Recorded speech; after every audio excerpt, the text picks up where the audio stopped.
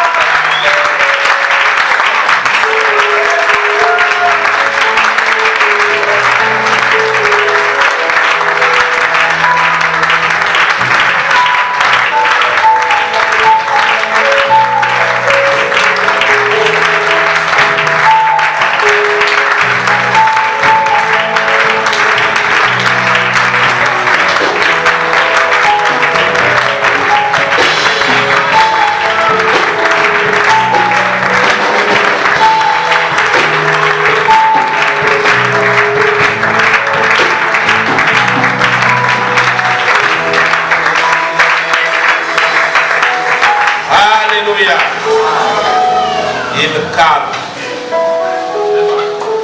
et il calmera toujours. C'est un ami fidèle. Mesdames et messieurs, bonjour. God is good all the time. Nous sommes très heureux de vous recevoir ce matin dans cette maison de prière. Nous bénissons le Seigneur pour le souffle de vie, c'est une grâce. Beaucoup sont partis, mais nous sommes en vie. Nous devons rendre toute la gloire au Seigneur. Ce matin, c'est un culte spécial, avec un homme spécial, un message spécial, un programme spécial. Et nous avons le privilège de recevoir un aîné dans la foi. À un moment donné de ma croissance spirituelle, j'ai appris à côté de cet homme. Il était mon premier responsable. J'ai beaucoup appris. Et aujourd'hui, c'est un honneur de le recevoir en ces lieux. Et donc, sans trop de commentaires, il va certainement présenter la délégation qui l'accompagne. Il s'est présenté lui-même. Nous allons recevoir donc le pasteur Rufin Bongo. Est-ce qu'on peut acclamer le Seigneur? On acclame Jésus.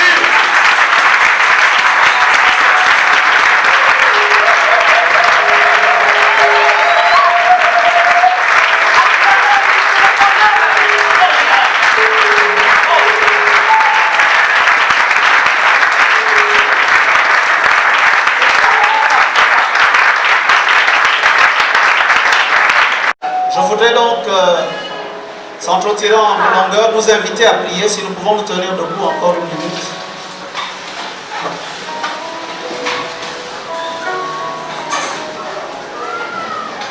La Bible déclare que c'est la révélation de la parole de Dieu qui est claire et elle donne de l'intelligence aux saints. Alors tu vas élever ta voix et tu vas demander que l'Esprit de Dieu t'accorde d'avoir une révélation particulière de la parole qui va être libérée ce matin. Alors, prions ensemble, Seigneur.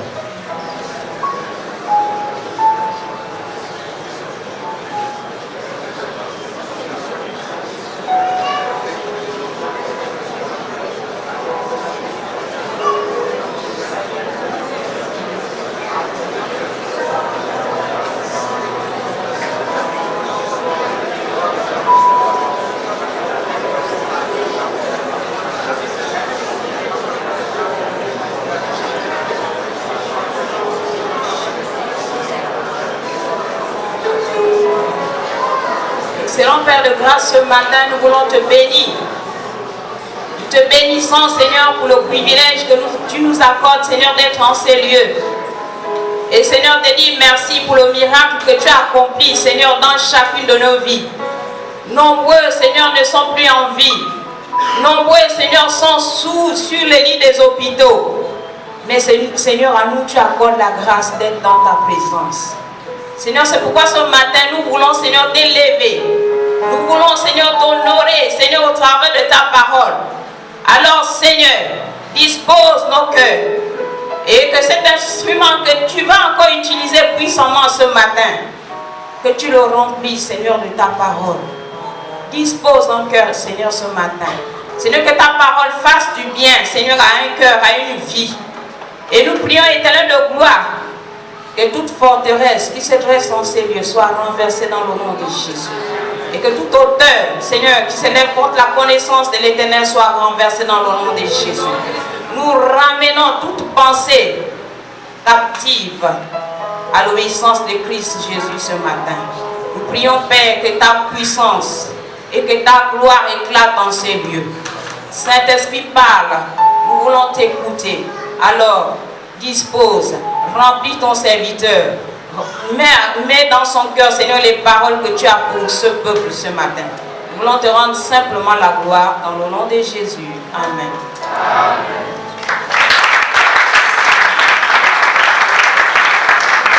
Merci, veuillez prendre place. Alors je voudrais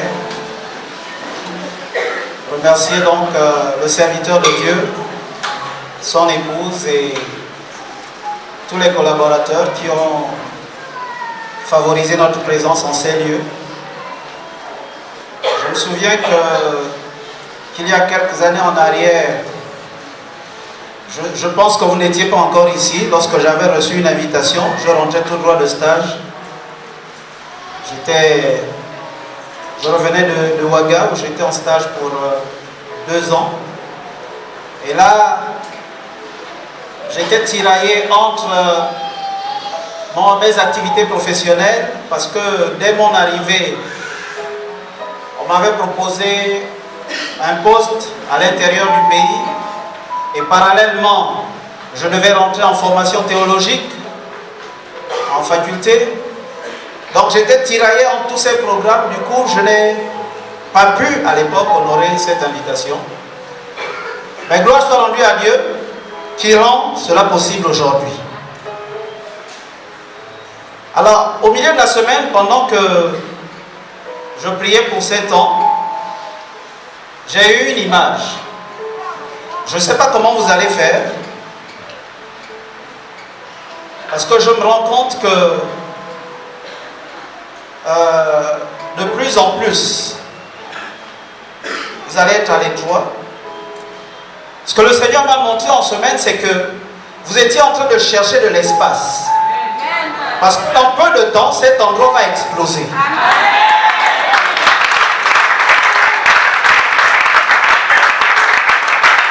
Dieu m'a présenté l'homme de Dieu qui disait, il faut qu'on trouve rapidement une tente parce que le temple n'arrive plus à contenir tout le monde. Alors soyez bénis, que la gloire de Dieu se manifeste de plus en plus. Et ce n'est pas étonnant, vous savez, le ministère s'appelle ici, ministère va à Capernaum. C'est quoi Capernaum?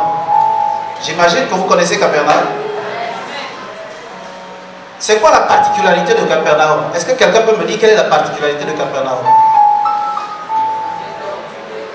Non, une personne, pas des murmures en masse. Une personne qui peut me dire c'est quoi la particularité de Capernaum? Je ne vais pas lui demander pourquoi il a choisi Capernaum, mais je suppose que depuis que vous êtes à ses côtés, vous avez compris quel est le sens même de cette vision. Alors c'est quoi la particularité de Capernaum?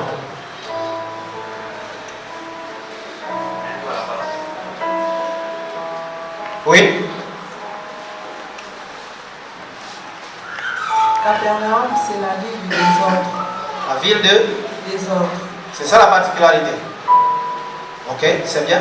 Quelqu'un peut dire autre chose? Là-bas, il y a un doigt là-bas. Frère, à ma droite, là, il y a un doigt.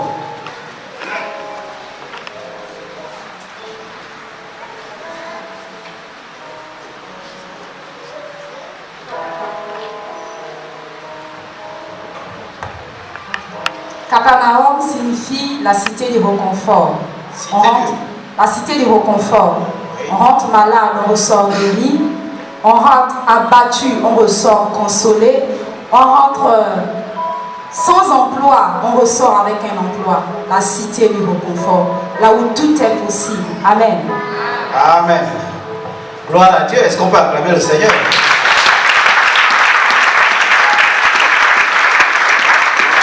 Ça, c'est la déclinaison de la vision, de votre vision. Mais dans la Bible, ce qui est frappant lorsqu'on parle de Capernaum, c'est que c'est le lieu qui a fait la réputation de Jésus. Quand Jésus sort des eaux du Jourdain, il est poussé dans le désert. Et lorsqu'il revient du désert, le premier endroit où Jésus commence à faire les miracles, c'est Capernaum. Donc, il ne faut pas être marqué simplement par l'aspect des autres ou partout, mais c'est le lieu qui bâtit la réputation. C'est là où commence la montée vers la gloire. C'est à partir de Capernaum que les gens de toutes parts ont commencé à courir vers Jésus. Ils ont entendu parler de Jésus. La Bible dit, lorsqu'il rentrait dans la synagogue, il enseignait, non pas comme les scribes, non pas comme les pharisiens, mais comme ayant autorité. C'est à Capernaum que tout démarre. Et je disais donc, ce que le Seigneur montre, ce n'est pas surprenant, parce que si ce ministère est bâti sur la vision de Capernaum, ça veut dire qu'il y a une grande croissance qui approche. Ça veut dire qu'il y a beaucoup de miracles qui vont encore s'opérer dans ces lieux. Ça veut dire que vous n'avez pas fini d'être surpris par Dieu.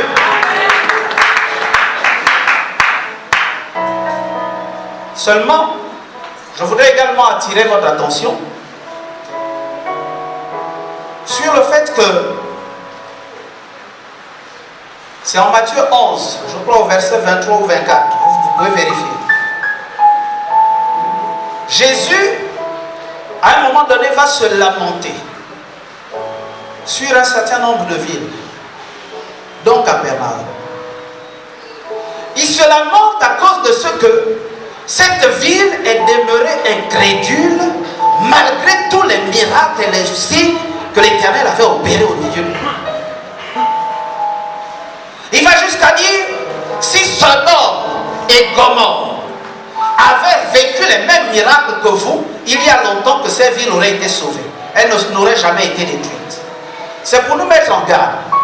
Lorsqu'on est dans une atmosphère, dans un endroit où le miracle doit s'opérer au quotidien, attention à ne pas sombrer dans l'incrédulité. Ce que Dieu fait, c'est pour que tu crois et que tu t'attaches à lui. Et que tu ailles plus loin avec lui. Alléluia. Alors ce matin, le Seigneur m'a mis à cœur de partager avec vous quelque chose de particulier, peut-être qu'on n'a pas l'habitude d'aborder. C'est la nécessité de bâtir des autels en l'honneur de l'Éternel. La nécessité de bâtir des autels en l'honneur de l'Éternel. Lorsque nous ouvrons notre Bible dans le livre de Genèse,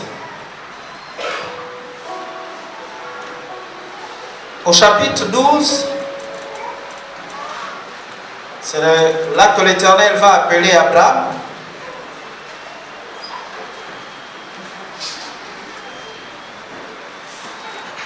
Et on nous lit au verset 7, je lis, Genèse chapitre 12,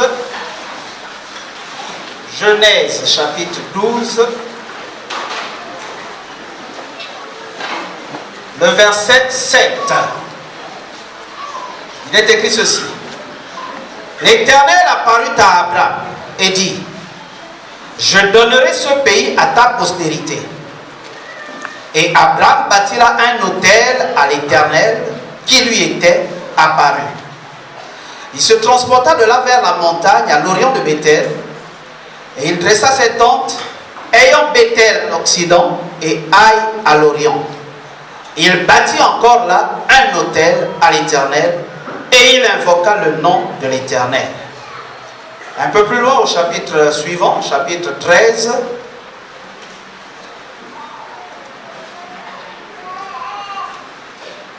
chapitre 13 de Genèse, je suis au verset 17-18.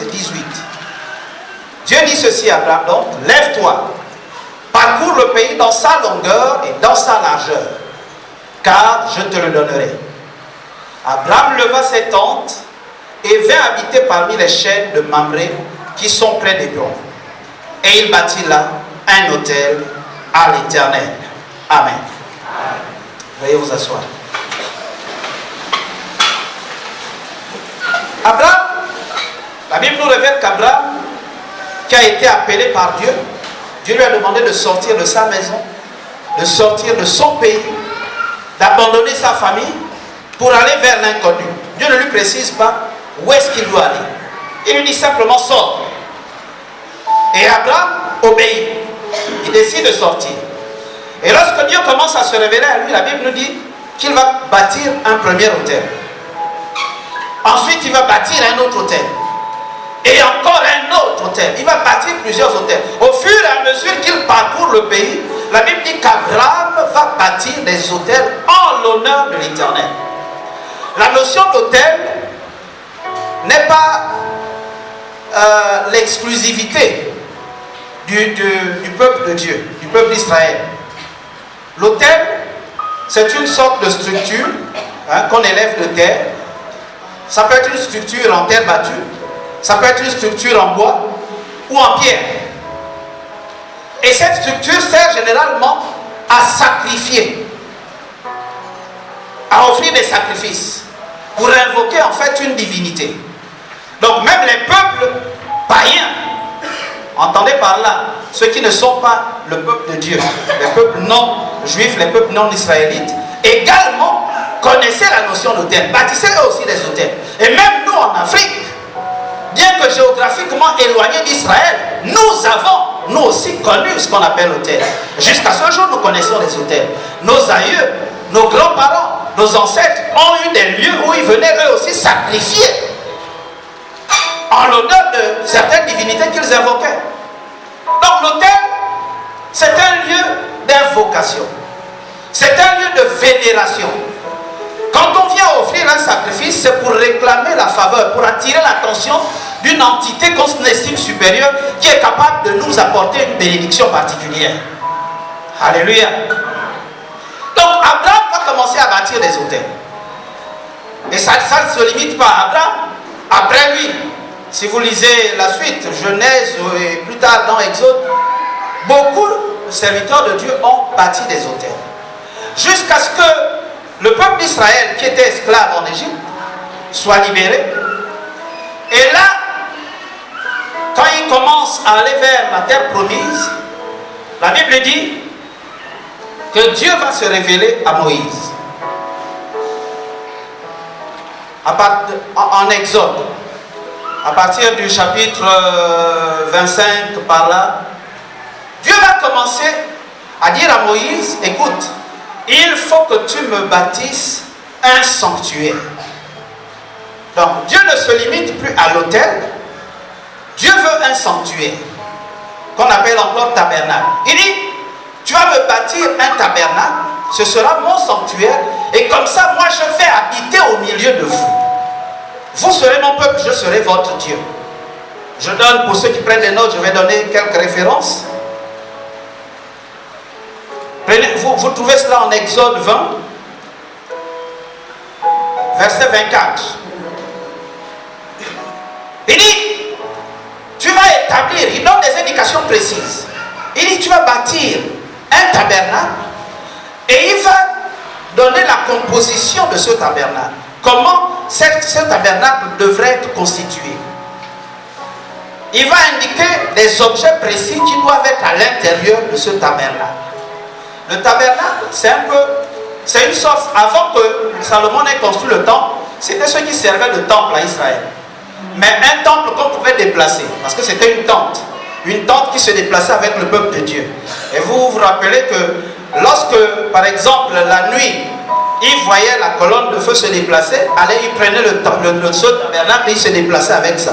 La journée, c'était la colonne de nuit. Et lorsqu'elle se déplaçait, il soulevait également la tente et il se déplaçait avec ça.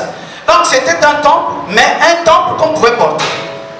Dieu dit à l'intérieur donc de ce temple-là, vous allez disposer un certain nombre d'objets. Entre autres, il va parler de la cuve des reins. Il va parler de la table des pains de proposition. Il va parler de l'arche de l'alliance. Je vous donne ça pêle-mêle. Mais il va donner également deux objets particuliers. Et c'est de ces deux objets que je voudrais nous parler ce matin. Il indique deux autels. Il y a un autel des holocaustes et il y a un autel des parfums.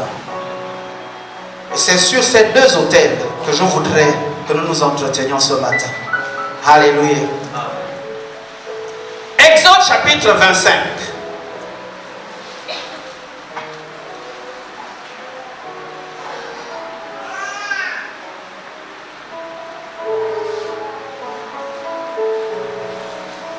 Il dit,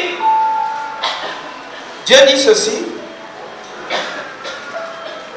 ils me feront un sanctuaire et j'habiterai au milieu d'eux.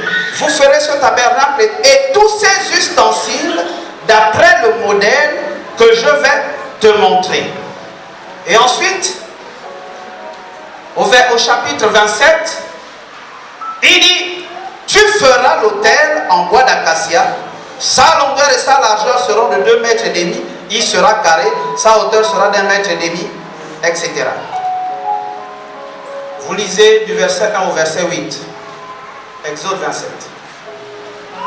Dieu parle ici d'un autel. Un premier autel. Appelé l'autel des holocaustes. Ou encore l'autel des sacrifices. Cet holocauste, c'est quoi? L'holocauste, c'est un sacrifice, mais c'est un type précis de sacrifice.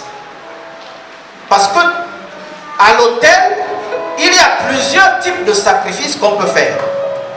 Dans l'holocauste, on faisait à cet autel, par exemple, ce qu'on appelle le sacrifice d'expiation, le sacrifice de culpabilité.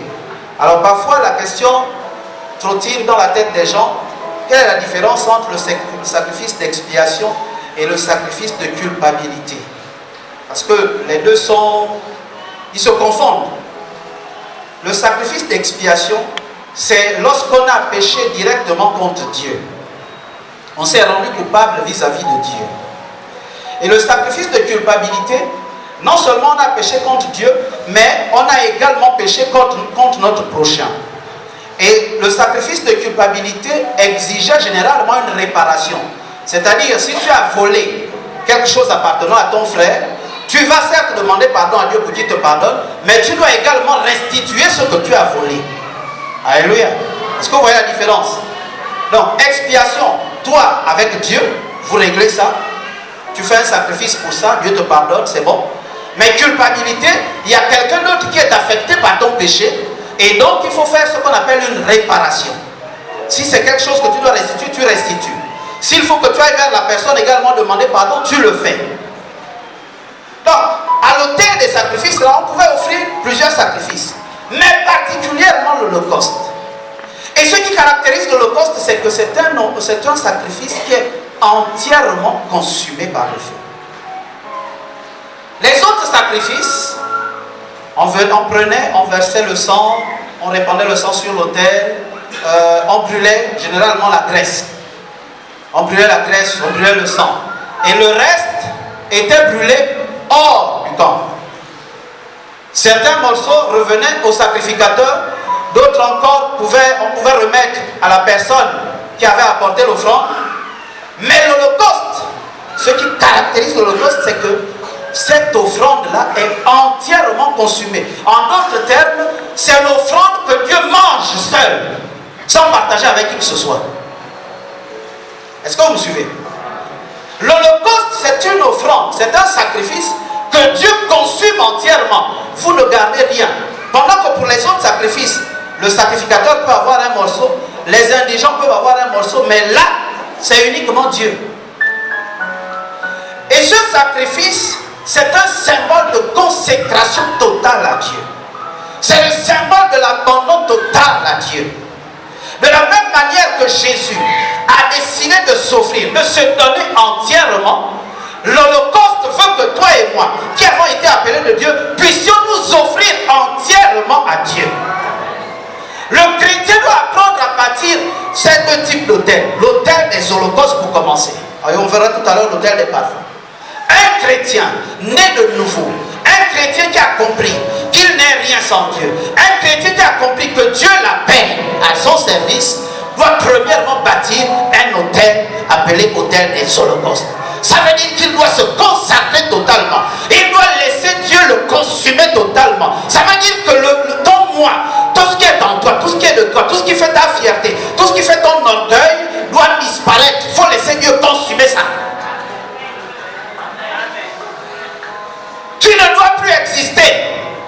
L'Holocauste n'existe plus. Une fois que le feu est passé, l'Holocauste n'existe plus, on ne trouve plus de traces. Ça veut dire que la chair, la nature charnelle en toi, la nature humaine là, doit totalement disparaître lorsque tu t'offres à l'autel des holocaustes. C'est pourquoi Paul dit aux Romains, je vous exhorte par les compassions de Dieu à offrir vos corps comme un sacrifice vivant, saint et agréable à Dieu. Ce qui sera de votre part un culte raisonnable. Lorsqu'on vient à l'autel des holocaustes, on ne dit pas, bon, je donne à Dieu une partie, je garde le reste pour moi. Non. On ne dit pas, je cache une partie, ça là Dieu ne doit pas savoir. Non. Comme vous vous rappelez Ananias et Saphira. Ananias et Saphira ont dit, bon, on va à l'autel des holocaustes. C'est l'autel où on fait les offrandes. Hein. Je vais revenir là-dessus. Ils ont dit, on va à l'autel des holocaustes. Et ils n'ont pas compris la notion de l'holocauste. Pour eux, l'holocauste, on pouvait garder une partie. Ils ont décidé de garder une partie de la vente de leur champ. Quand ils arrivent là, devant l'autel, ils disent, Seigneur, voilà notre offrande, voilà notre holocauste. Et, divinement averti, Pierre le dit, Ananias, est-ce tout? Oui, oui, Pierre, non.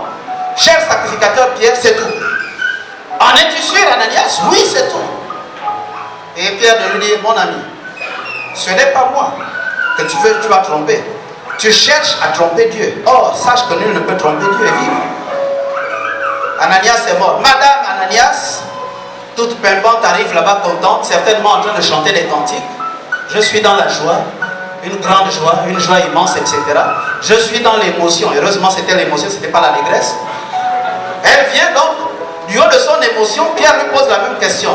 Saphira, est-ce que c'est tout ce que vous avez prévu comme holocauste? Oui, cher sacrificateur Pierre, c'est ça notre holocauste. Écoute, ton mari vient d'être emporté. Il y a des jeunes gens qui sont en train de l'enterrer là-bas, ils vont revenir. De la même manière, tu vas subir le même sort que ton mari. Frère, sœur, à l'autel des holocaustes, on ne cache rien à Dieu. La semaine dernière, nous avions un séminaire et là, Dieu nous a enseigné une chose. Oh, gloire à Dieu. Dieu pouvait nous rappeler que ce qui importait lorsqu'on venait à l'autel avec son sacrifice, ce n'était pas tant la quantité du sacrifice, mais la qualité du sacrifice. Le rôle que jouait le sacrificateur à cette époque-là, ce n'était pas de voir, bon, Monsieur Saoul, vous habitez où? Est-ce que vous êtes marié? Est-ce que vous avez des enfants? Est-ce que vous travaillez? Ce n'était pas ça le plus important. Le rôle du sacrificateur à cette époque-là, c'était de vérifier la qualité du sacrifice que Monsieur Saoul a apporté. Et Dieu était exigeant là-dessus. Il fallait que ce soit une bête sans défaut, une bête sans maladie, une bête sans la moindre infirmité. Donc la qualité de ton sacrifice détermine la déclaration de Dieu à ton sujet. Les amis, la quantité des choses que nous faisons pour Dieu importe peu. Dieu regarde à la qualité de ce que nous faisons pour lui. Lorsque tu apportes ton offrande, les offrandes que nous faisons chaque jour, chaque dimanche, c'est à l'autel des holocaustes que nous venons les déposer. Le sacrificateur, aujourd'hui, la Bible nous dit que nous avons un seul souverain sacrificateur, c'est Jésus-Christ, qui est assis là-bas. Il intercède certes en notre faveur, mais c'est lui qui en même temps, comme avec la vieille veuve, c'est lui qui regarde à ce que tu déposes à l'autel. Il regarde, est-ce que tu viens simplement déposer de nombreux billets alors que ton cœur n'y est pas? Est-ce que tu viens simplement apporter beaucoup de biens matériels alors que ton cœur n'y est pas? Est-ce que, parce que le service également que nous faisons dans la maison de Dieu, c'est à l'autel du sacrifice, c'est à l'autel des holocaustes là que nous le présentons. Ça fait partie des sacrifices qu'on présente à l'autel des holocaustes. Le service que tu fais, même si tu es à l'église tous les jours, même si tu prends part à toutes les réunions, même si tu prends part à toutes les activités, est-ce que ton cœur y est?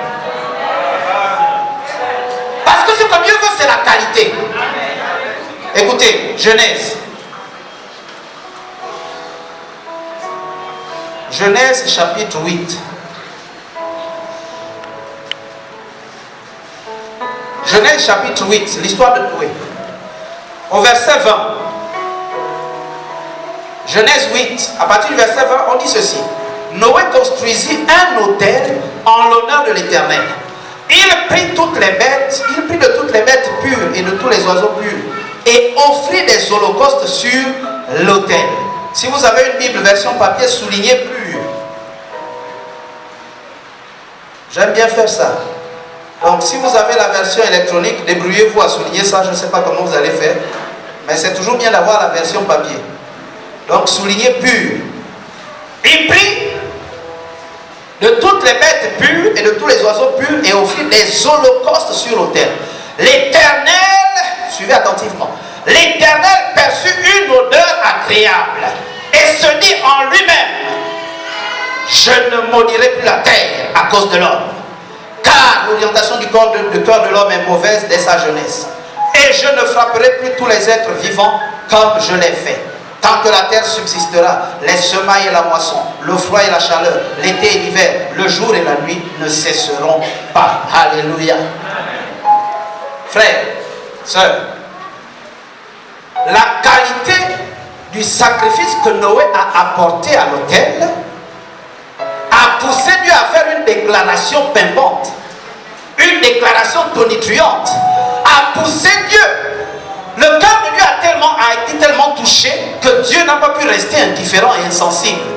Dieu, qui avait auparavant décidé de détruire l'humanité à cause de la mauvaise conduite, Dieu, dès lors que le sacrifice de Noé est monté vers lui, Dieu va déclarer ceci sur Noé et sur sa descendance.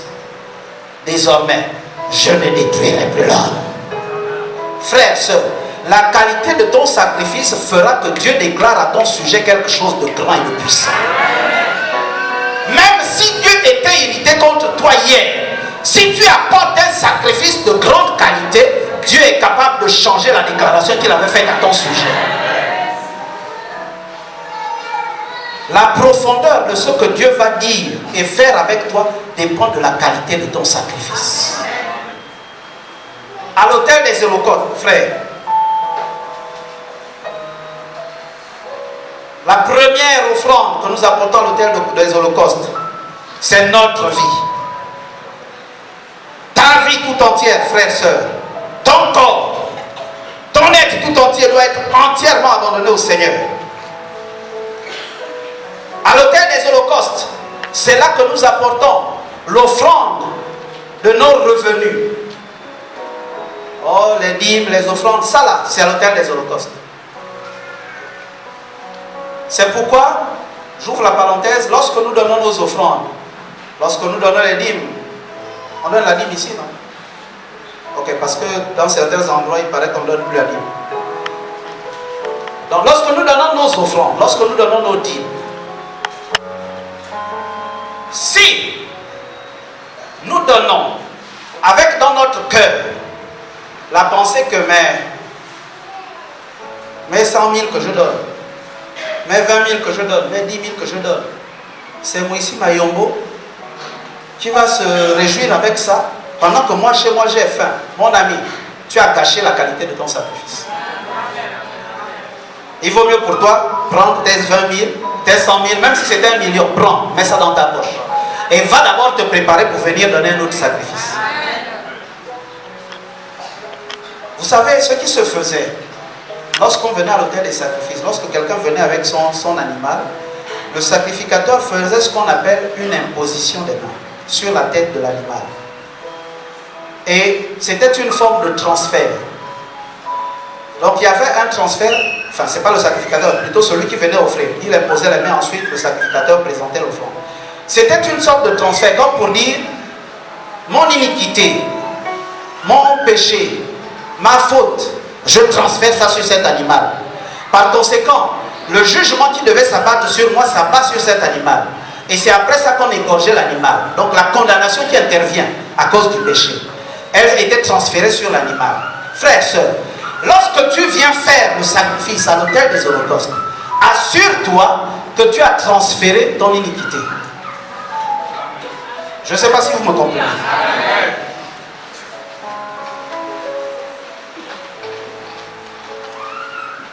Viens.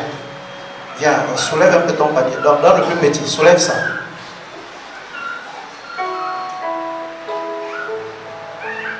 vous fais une illustration. Quand tu viens avec ton enveloppe, bon, j'ai pas d'enveloppe. Quand tu viens avec ton enveloppe, quand tu viens déposer à l'autel des holocaustes, à l'autel des sacrifices, en principe, il y a comme un transfert. Lorsqu'il s'agit d'un sacrifice d'expiation, d'un sacrifice de culpabilité, ou même d'un sacrifice de reconnaissance, tu es en train de dire à Dieu, Seigneur, je reconnais que sans toi, ma vie n'est rien. Je reconnais que ce que je suis, c'est par ta grâce. Et en retour, vraiment, je voudrais que tu me pardonnes mes manquements, que tu me pardonnes mon iniquité, que tu me purifies, comme la Bible déclare, de toute iniquité, et reçois favorablement ce que je t'offre maintenant. Puisse cela contribuer à l'avancement de ton royaume. Est-ce que vous comprenez le sens du sacrifice? Il y a un transfert qui se fait. Mais imaginez, je viens avec la même enveloppe. Ah Seigneur, vraiment, depuis que je suis dans cette église, je me rends compte que Moïse Mayombo est devenu gros. Je me rends compte que lui qui n'avait pas beaucoup de costumes, chaque dimanche il a un nouveau costume. Ah Seigneur, bon, pour qu'on ne dise pas que je n'ai pas donné, Seigneur, vraiment, prends cette offrande. Mon ami, tu as tout gâché. Prends, remets dans ta poche. Alléluia. Pars avec ça. Il faut que tu sois disposé, frère, soeur, lorsque tu viens à l'autel des holocaustes. À l'autel des holocaustes, on ne vient pas plaisanter. On ne vient pas essayer. C'est une offrande totale. Une offrande volontaire. C'est pas on fait semblant. Non, on ne fait pas pour faire plaisir à quelqu'un. Alléluia. Mais l'autel des holocaustes, les amis, c'est bien. Chaque chrétien est encouragé à bâtir cet autel, c'est-à-dire à savoir se donner et donner à Dieu. Savoir se donner et donner à Dieu. C'est ça le résumé de l'autel des holocaustes. Savoir se donner entièrement et donner totalement à Dieu.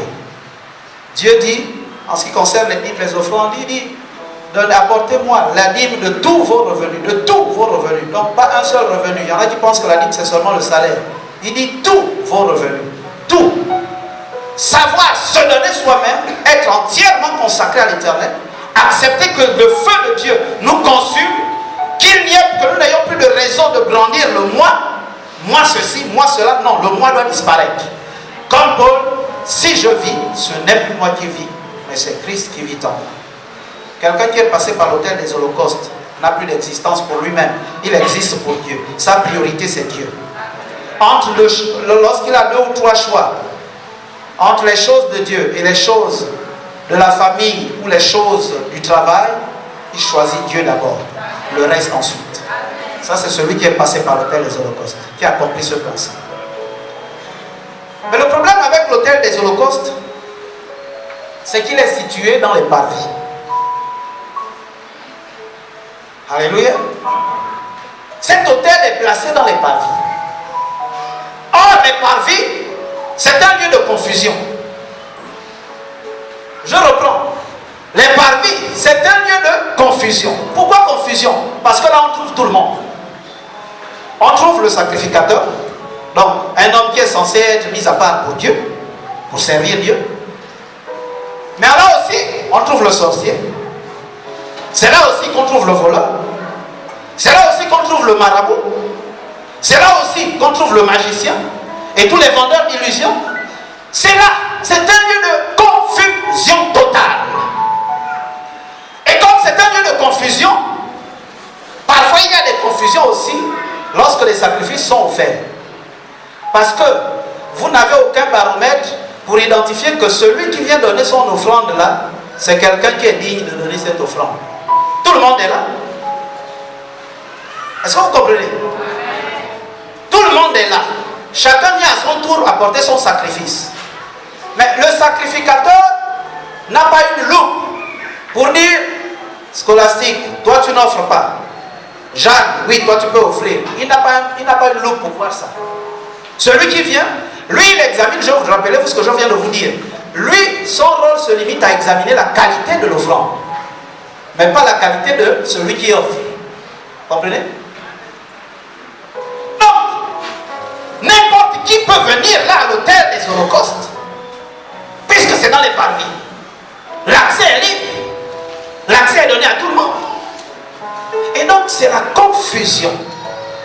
Frères, sœurs, tant que tu décides de rester à l'hôtel des holocaustes, tu es par conséquent dans les parvis, tu es dans un lieu de confusion. Tu risques de ne pas évoluer, tu risques de ne pas progresser. Ce que Dieu veut, c'est que tu progresses. La deuxième chose, c'est que l'autel des holocaustes est recouvert des reins. Les reins, c'est quoi? Pasteur Jean-Alexandre, c'est ce qu'on appelle le bronze, non? Soit fait du sport, ou bien nous regardons le sport. Quand on attribue des prix, le bronze vient en quelle position? Hein? Avant ça, il y a quoi? Et puis? L'autel des holocaustes est recouvert de bronze. Donc, troisième niveau, n'est-ce pas?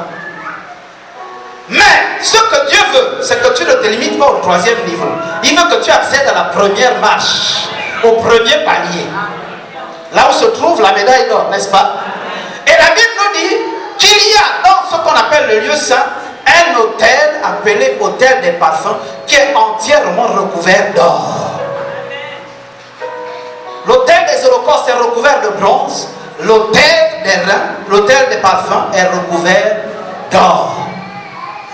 Et vous avez ça, lisez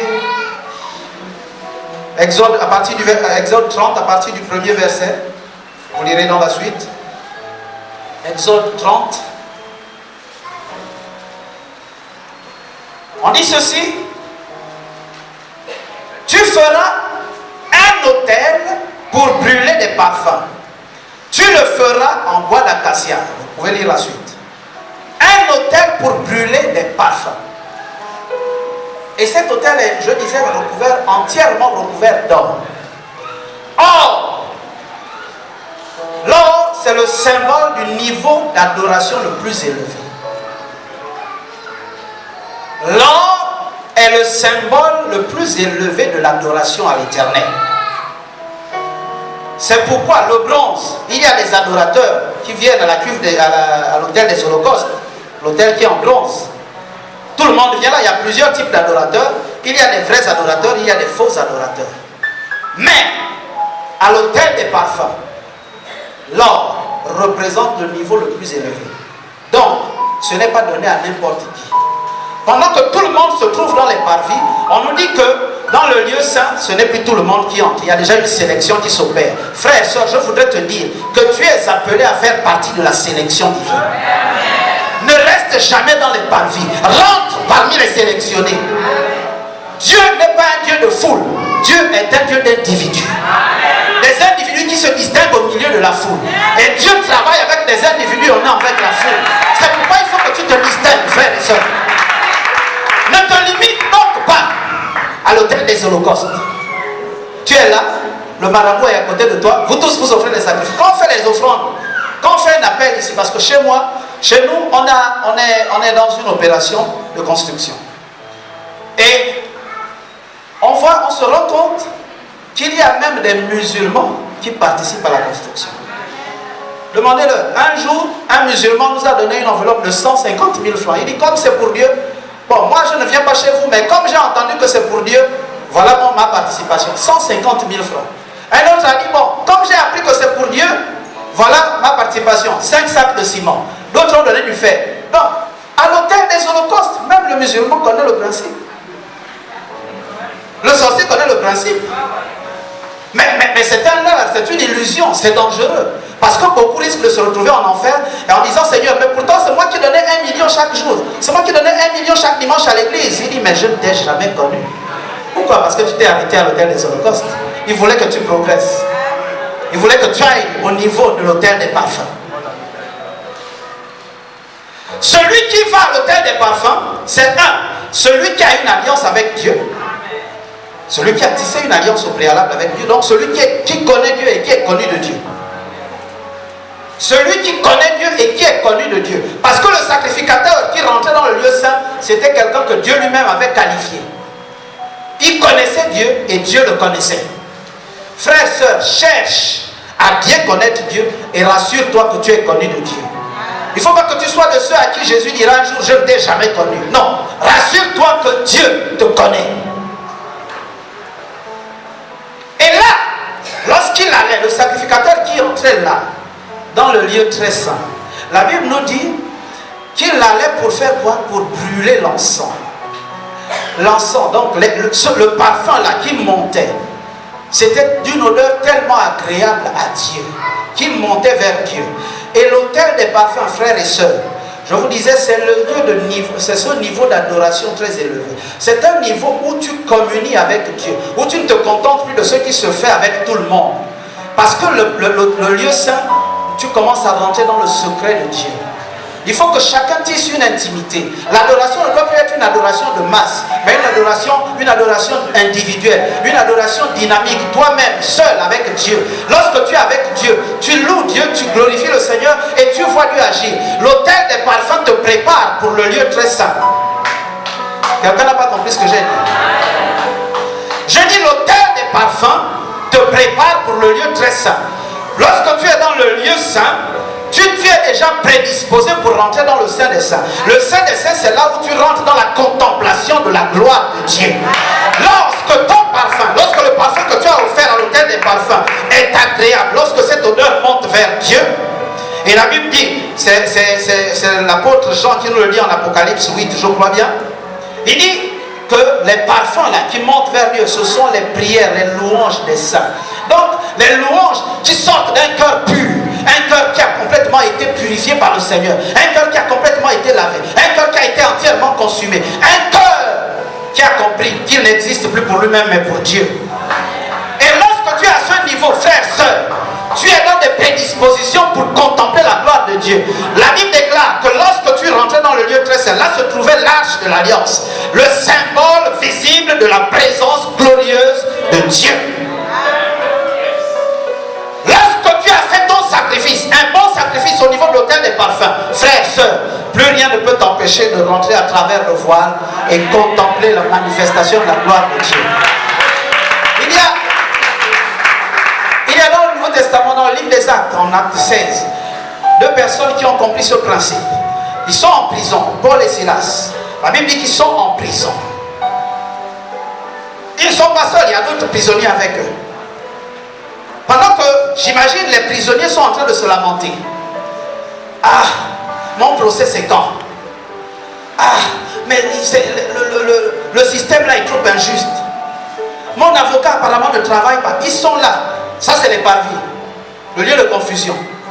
On entend tout au niveau des parvis. C'est là qu'on entend tout. Mais l'avocat là n'est pas efficace. Mais le juge là est corrompu.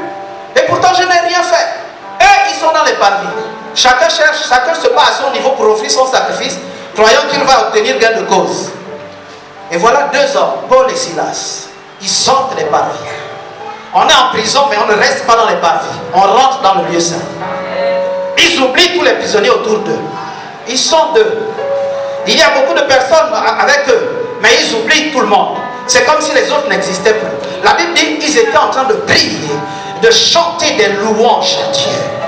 Et lorsque les prières sont montées, lorsque les louanges, lorsque leur adoration est montée, les amis, lorsqu'une adoration faite avec un cœur pur monte vers Dieu, Dieu ne reste jamais insensible et indifférent.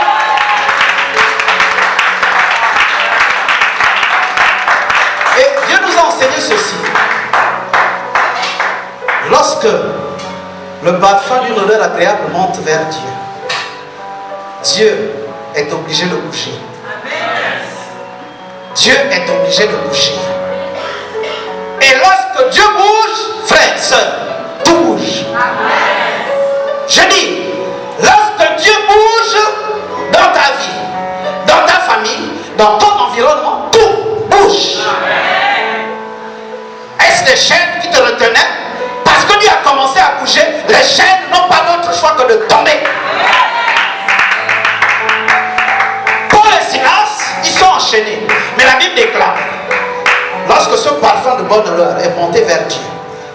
commencé à bouger. Et j'aime illustrer ça comme ça. Je me dis, quand ça commence à monter, certainement Dieu, on nous dit qu'il est assis sur son grand trône. Quand il est assis sur son grand trône, il entend, ça monte, ça monte. Et puis il commence à apprécier, oh là là, ah, d'où ça vient ça? Ah, ça c'est mon fils Barnabé. Ah, ça c'est ma fille Jacqueline. Ah, et puis il commence à battre la mesure avec son pied. Dieu commence, c'est une illustration. Dieu commence. Donne-moi un bon rythme, pianiste. Et le batteur est où? Il a disparu. Reviens à l'hôtel des parfums, frère. Sors de l'hôtel des holocaustes. Reviens à l'hôtel des parfums. Donnez-moi juste un bon rythme. Pour illustrer ça. Dieu, donc, ça monte. L'odeur monte. Vous savez, vous et moi, que lorsque maman est à la cuisine, et que la cuisine qu'elle fait, la sauce qu'elle fait est très bonne, une agréable odeur, ça commence à flatter un peu les narines là.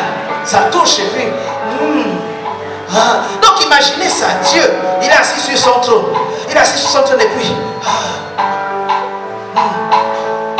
Oh, c'est agréable. Oh, qu'est-ce que c'est bon. Oh, oui, ma fille, continue, ma fille. Oui, mon fils, continue. Oui, vas-y. Et lorsque Dieu commence à faire ça, mon ami, sur la terre, il y a des choses qui sont ébranlées. Sur la terre, il y a des chaînes qui tombent. Sur la terre, il y a des écailles qui tombent des yeux. Sur la terre, les paralytiques commencent à marcher. Parce que Dieu est en train de battre la mesure. Dieu est en train d'apprécier l'odeur du parfum de nous faire monter vers lui. Lorsque ton offrande monte vers Dieu, Dieu ne reste pas indifférent. Dieu ne reste pas insensible. Et Dieu, lorsqu'il commence à bouger, j'imagine, frère, soeur, j'imagine qu'à un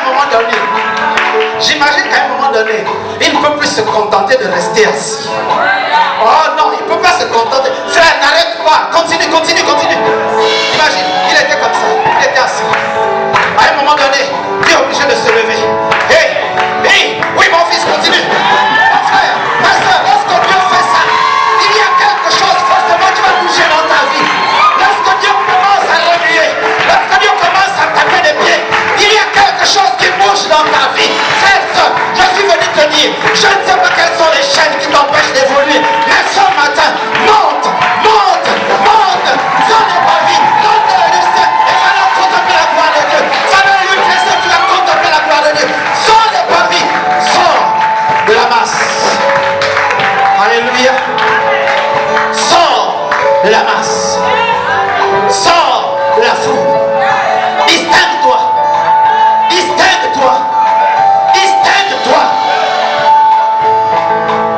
Je dis ceci.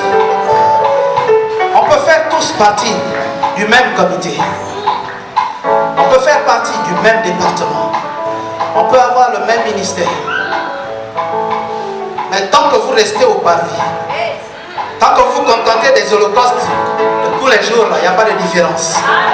Ce que Dieu veut, au milieu de 10 évangélistes, il veut voir un qui se détache. Un évangéliste est avant qu'on adorateur du Dieu. Il veut voir un qui se détache. Au milieu des intercesseurs, il veut voir un qui se détache. Au milieu des pasteurs, il veut voir un qui se détache.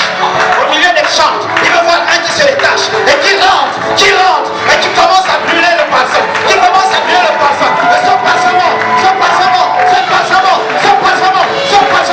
Et plus il monte, plus la gloire de Dieu va descendre sur ta vie.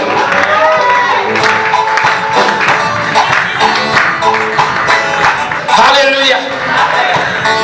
Frères, sœurs, nous sommes dans une génération où, comme on est en train de parler de mondialisation, de globalisation, on pense que même en Christ, on doit tout globaliser. On pense que même en Christ, on doit tout mondialiser. Dieu est un Dieu de distinction. Dieu ne veut pas faire comme tout le monde. Et Dieu ne veut pas que tu fasses comme tout le monde. C'est pourquoi fais selon le modèle que Dieu te montre. Distingue-toi en faisant selon le modèle que Dieu te montre. Fais en sorte que ton sacrifice soit un sacrifice de meilleure qualité. Un jour, je vais terminer bientôt. Alors par rapport toujours à l'opération que nous avons, que nous menons chez nous, un frère, il prie dans une assemblée de la place, et puis il a pris le projet, et il dit non, moi si je veux participer à ce projet, c'est pour l'œuvre de Dieu, vraiment je veux participer. Je dis ok, il n'y a pas de problème. Oh écoute, rappelle-moi ça simplement. Il dit il n'y a pas de souci. Et puis il n'y a pas longtemps, il y a peut-être 2-3 semaines en arrière, comme il m'avait demandé, je lui ai rappelé. Je lui ai dit, souviens-toi, tu m'as dit que je devais te rappeler. Ah oui, oui, c'est vrai, c'est vrai. Bon, écoute, d'ici là, je vais trouver un petit quelque chose là, même un petit 20 000 ou un petit 30 000. Je vais regarder, j'ai souri. Et il ne comprenait pas pourquoi je souriais. Il dit, quoi, c'est peu? J'ai dit, non, c'est pas que c'est peu. Et je lui ai rappelé ce que je viens de vous dire. Je lui ai dit, mais frère, est-ce que tu sais qu'il y a un musulman qui est dans le même quartier, le quartier où se trouve l'église? Il ne vient pas à l'église. On a beau l'inviter, il dit que lui, il a son Dieu, il a sa foi, etc. Lui n'est pas dans nos choses. Mais lorsqu'il a appris qu'il y a un projet de construction, pour la gloire de Dieu, il a donné une enveloppe de 150 000. Je lui ai dit, frère, ça ne te pose pas un problème de conscience? Toi et moi, nous prétendons que nous sommes du royaume. Et nous disons que l'autre n'est pas du royaume, n'est-ce pas? Ou bien vous n'êtes pas d'accord avec moi? Ou bien tu n'es pas du royaume? Qui est du royaume ici? Moi je suis du royaume. Je le dis. Je le confesse. Je suis du royaume. Jésus est venu établir un royaume. Et la Bible dit qu'il nous a fait héritier de ce royaume. Donc toi et moi nous sommes du royaume. Donc celui qui ne croit pas en Christ, la Bible est claire. Il n'y a pas d'autre chemin non, pour aller au Père que par Christ. Donc, par conséquent, celui qui ne croit pas en Christ, théoriquement, ne fait pas partie du royaume. N'est-ce pas? Sur le plan scripturaire, c'est ça, non? Celui qui ne croit pas en Christ ne fait pas partie du royaume. Celui qui croit en Christ est du royaume. Donc je lui ai dit, mes frères, est-ce que ça ne te pose pas un petit problème de conscience? J'ai dit, moi ça passe mal chez moi. Ça passe très mal chez moi. Que quelqu'un qui n'est pas du royaume pour lequel je suis, pour lequel je prétends travailler, investisse à hauteur de 150 000. Et moi qui suis du royaume, je dis, bon, je vais trouver 20 000. Vous me direz, c'est ce qu'il a. Non, ce n'est pas ce qu'il a. Je vous parle de quelqu'un que je connais. Et de quelqu'un qu'elle connaît. Qui a une responsabilité et donc qui a même plus de moyens que moi. Donc, que quelqu'un, un élève, un étudiant vienne me dire, bon, voilà mes 5 000, voilà mes 20 000. Il n'y a pas de souci. Mais je sais, tu sais ce que tu es. Nous savons ce que tu es. Et nous savons ce que tu as. Nous savons ce que tu peux faire. Et tu viens me dire, non frère, même 20 000, 30 000, frère, il y a un problème. Le problème c'est que beaucoup de chrétiens restent dans les parvis. Les gens prennent plaisir à rester dans les parvis. Mes frères, sœurs, il n'y a pas de gloire à rester dans les parvis. La gloire se trouve plus loin. Progresse. Si tu fais tout ce que tout le monde fait, il n'y a rien de particulier. Fais ce que les autres ne font pas. Progresse. Quitte là où les autres se trouvent. Parce qu'on est dans une sorte de confort quand on est ensemble là. On est nombreux, on fait la même chose. On se croit en sécurité. Sors de cette zone-là. Progresse. Va dans le lieu saint. Et mieux encore, quand tu es dans le lieu saint, tu te prépares pour rentrer dans le lieu très saint. Là-bas, la Bible dit que c'est seul à seul. Alléluia. Seul avec Dieu. C'est pourquoi le sacrificateur, quand il rentrait là, personne n'osait l'accompagner. Parce que si tu te pointes alors que tu n'as jamais été qualifié pour ça, tu meurs. Lui-même, s'il n'a pas pris le soin de bien faire ses propres sacrifices, il meurt là-bas. Personne ne peut aller retirer le corps. On faisait quoi? On lui attachait une corde, il rentrait avec ça. Quand on se rend compte qu'il n'y a plus de vie, il n'y a plus de mouvement, on tire simplement la corde. On retire le cadavre, on va enterrer. Et puis on va encore attendre que Dieu qualifie notre souverain sacrificateur. Frères, sœurs, ce que je voudrais que nous comprenions, c'est que nous avons besoin de progresser du parvis vers le lieu très saint. Ça passe, par l'autel des holocaustes, c'est-à-dire tu viens, tu t'offres à Dieu et tu offres tout ce que tu as. Tes biens sont à Dieu désormais. Ta vie est à Dieu. Mais tu ne te limites pas là parce que ça, beaucoup de personnes le font. Tu vas plus loin. Tu rentres dans un niveau d'adoration individuel, un niveau intime, un niveau d'intimité peu connu des autres. Où tu te distingues et c'est là que Dieu te qualifie pour le lieu très saint. C'est là où tu contemples maintenant la gloire de l'Éternel. Alléluia. Alléluia.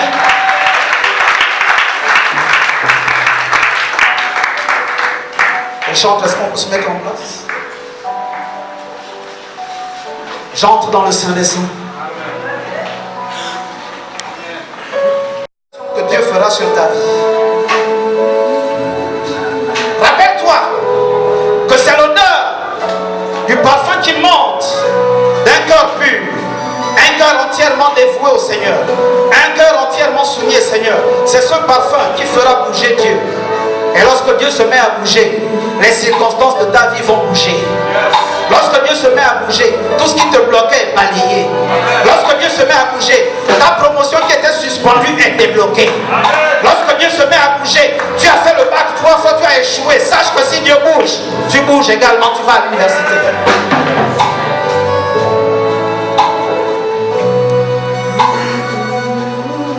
Est-ce qu'on peut se tenir debout tous ensemble?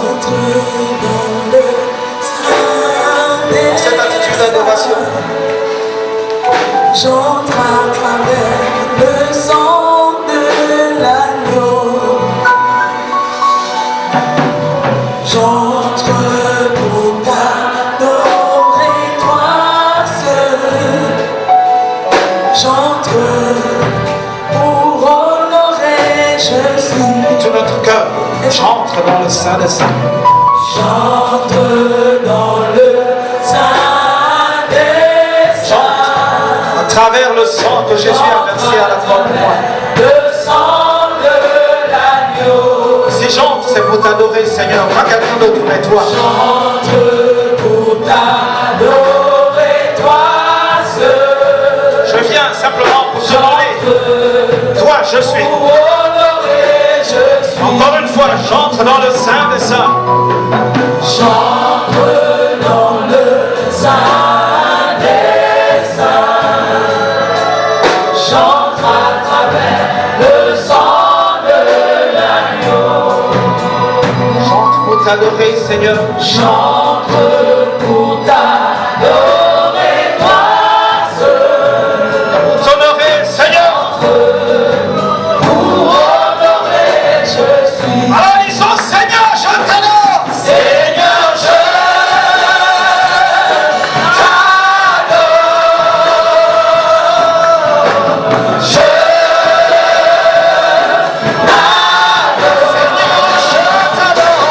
Seigneur, je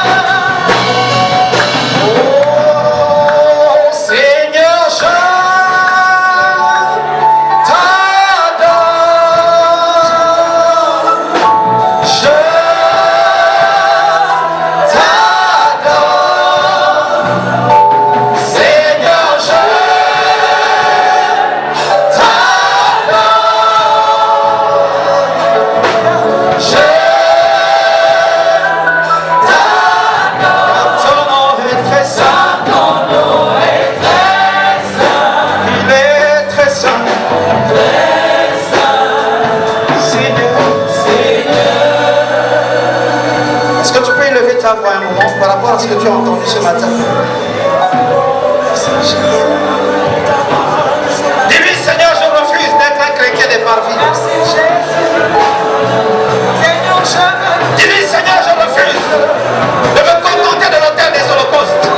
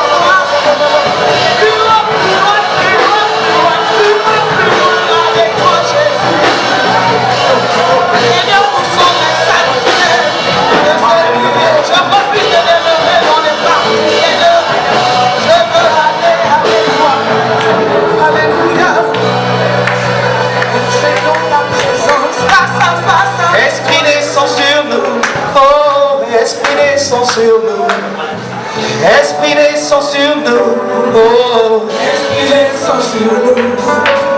Esprit descend sur nous, oh. Esprit descend sur nous. Esprit descend sur nous, hey. Esprit descend sur nous. Esprit descend sur nous, oh. Esprit descend sur nous. Esprit descend sur nous. Esprit descend sur nous.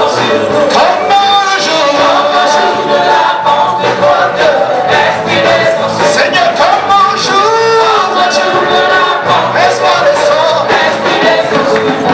Oh, Esprit agit encore. Esprit agit encore. Ce matin, Esprit agit encore. Esprit agit encore. Je te dis, Esprit agit encore. Esprit agit encore. Esprit agit encore.